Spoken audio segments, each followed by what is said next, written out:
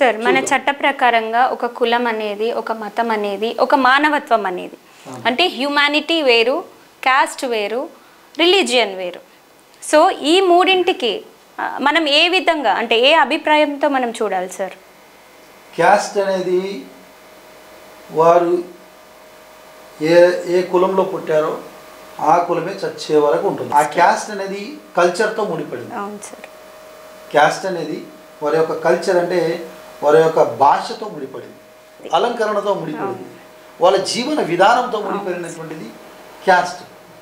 Religion అనేది group of పీపుల్ను ఒకవైపు దారికి నడిపించేటటువంటిది.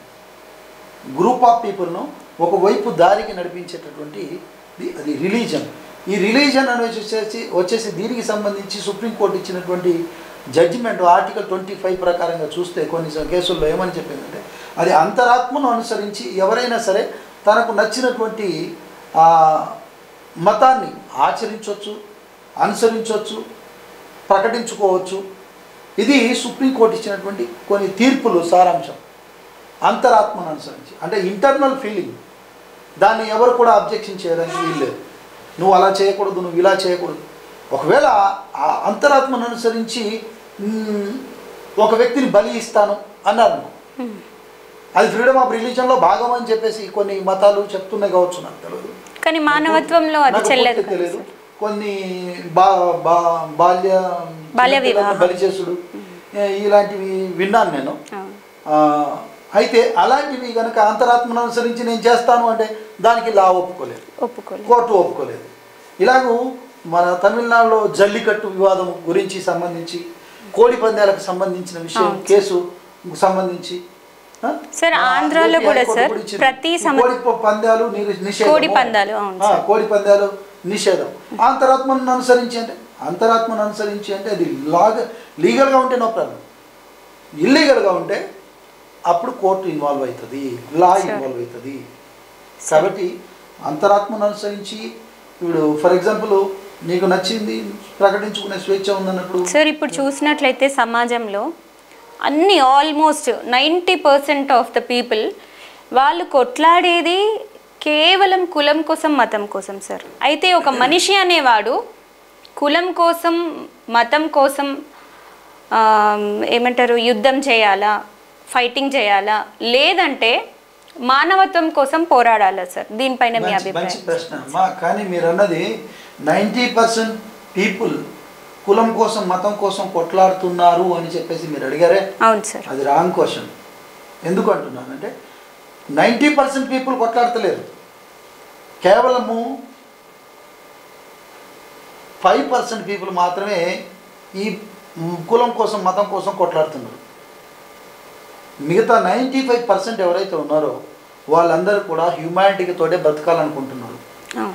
అర్థమైంది?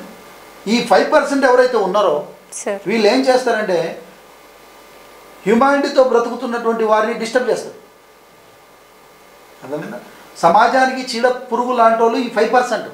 వీళ్ళు ఒక పొలంలో బెరికి గింజలు ఉంటాయి కదా, ఆ టైప్ బెరికి గింజలకు చెందినటువంటి వాళ్ళు ఈ యొక్క 5% పీపుల్. వీళ్ళు ఏం చేస్తారంటే ఎప్పుడు చూడు మతం, అగో ఫలానులు ఆ మతం, ఫలానులు ఆ మతం, ఫలానులు ఆ మతం అంటే నిన్ను ఒక మతానికి చెందిన వ్యక్తిగా చూస్తారు. కానీ ఒక ట్రీట్ చేసి నిన్ను పక్కకు అంటే నీకు రావాల్సినటువంటి నీకు దక్కవలసినటువంటి ఫండమెంటల్ రైట్స్ దక్కకుండా, వ్యతిరేకత, నీకు ఫండమెంటల్ రైట్స్ దక్కకుండా వివక్షకు గురి అయ్యే విధంగా నిన్ను పక్కన పడేసి ఆ వ్యక్తులను దగ్గర తీసుకొని తను వాళ్ళ మీద రాజుగా ఏలాలనే ఉద్దేశంతో ఈ 5% ఆఫ్ ది పీపుల్, నేను వేస్తున్న అంచనా 5% కంటే ఇంకా తక్కువే ఉంటుంది. ఈ 5% పీపులే ఇంత ఆందోళనకి మరి సమాజంలో జరుగుతున్న అల్లకల్లోలకి కారణమైతే ఈ 90% ఇప్పుడు సార్ చెప్పిన విధంగా 95% ప్రజలు మనము ఎవరమైతే మానవత్వం కోసం మనం పోరాడుతున్నామో అంటే మానవత్వం గెలవాలి అనే ఒక అభిప్రాయంతో, భావంతో మనం బ్రతుకుతున్నాము, జీవిస్తున్నాము. ఈ డెమోక్రటిక్ కంట్రీలో మనం ఎంత గొప్ప మార్పులను తేవాలి, ఎంత మంచి చైతన్యంని తీసుకురావాలనేది ఆలోచించవలసిన పాయింట్ కదా సార్. ఇప్పుడు సార్ ఒక ప్రశ్న మీకు, క్రిస్టియానిటీ అంటే ఏంటి సార్? దానిపైన మీ అభిప్రాయం ఏంటి సార్? క్రిస్టియానిటీ అనేది ఒక మార్గం అమ్మ. క్రిస్టియానిటీ అనేది రిలీజన్ కాదు సార్. ఎందుకంటే క్రిస్టియానిటీ అంటున్నారు కదా, దానికి ఫౌండర్ ఎవరు? వ్యవస్థాపకుడు ఎవరు? క్రిస్టియానిటీ యొక్క ఫౌండర్ ఎవరు? మీ అభిప్రాయం, మీరు నా క్వశ్చన్ ఇస్తారు కదా, ఎవరు అనుకుంటారు మీరు చెప్పండి. నా మట్టుకైతే అది క్రీస్తుని నమ్మేవారు, క్రీస్తు భావన. దానికి ఫౌండర్ ఎవరు? వ్యవస్థాపకులు ఎవరు? ఎవరు లేరని నా ఉద్దేశం సార్. ఎవరు లేని ఎలా వచ్చింది అది? మనుషులు సృష్టించుకున్న. జీసస్ ఏమన్నా పెట్టిండా? పెట్టలేదు సార్. యేసు ప్రభు ఏమన్నా నేను మతాన్ని పెట్టాను అని చెప్పారా? ఇంకా మతాన్ని స్థాపించినటువంటి వాళ్ళతో పోరాడిండు. అంటరాని వాళ్ళని అంటున్నటువంటి ఆ సమరయ స్త్రీ దగ్గరికి వెళ్ళి నా దాహంకు నీళ్ళు అమ్మా అని అడిగిండు. ఆమెమన్నది మీరు అంత గొప్పళ్ళు నా దగ్గర నీళ్ళు అడుగుతారేందని ఆమె పరేషాన్ అయిపోయింది. నేను అడిగేటోని ఎవరో నీకు తెలిస్తే అమ్మా ఇంకా నువ్వు నీళ్ళు అడుగుతావు అని చెప్పేసి చెప్తాడు. నిత్య జీవపు నీళ్ళు ఇస్తాను నేను నీకు. నాకేం నీళ్ళు ఇచ్చేటోడు, నీకేం మరి నీకు నీళ్ళు తెచ్చుకో అని. తాడు లేదు, ఏమి లేదు, లోతైన బావి నీళ్ళు, బకెట్ లేదు, నువ్వు ఎలా తెచ్చుకోగలవు నీళ్ళు అని చెప్పేసి ఆమె అనుకుంటున్నా నీళ్ళ వేరు, ఈయన చెప్పే నీళ్ళ గురించి వేరు. అక్కడ ఇంకో విషయము, ఈ మత పిచ్చి కలిగినటువంటి ఆ సమాజంలో ఆయన మతాన్ని వ్యతిరేకిస్తూ ఎవరైతే అంటరాని వాళ్ళు ఉన్నారో ఆ సమరయ పట్టణానికి వెళ్ళి 2 రోజులు వాళ్ళతో కలిసి ఉండాలి. అంటే సమాజ స్థాపన కోసం మొట్టమొదట పునాది వేసింది ఆయన. అయితే క్రీస్తు కూడా మానవత్వం కోసమే తీసేయడం కోసం వచ్చింది ఆయన. ఆయనకి ఏం చేశారు? ఓహో నువ్వు ఒక మతానికి చెందినోడు అని ముద్ర వేసేసారు అతనికి. అతనికి వేయలే.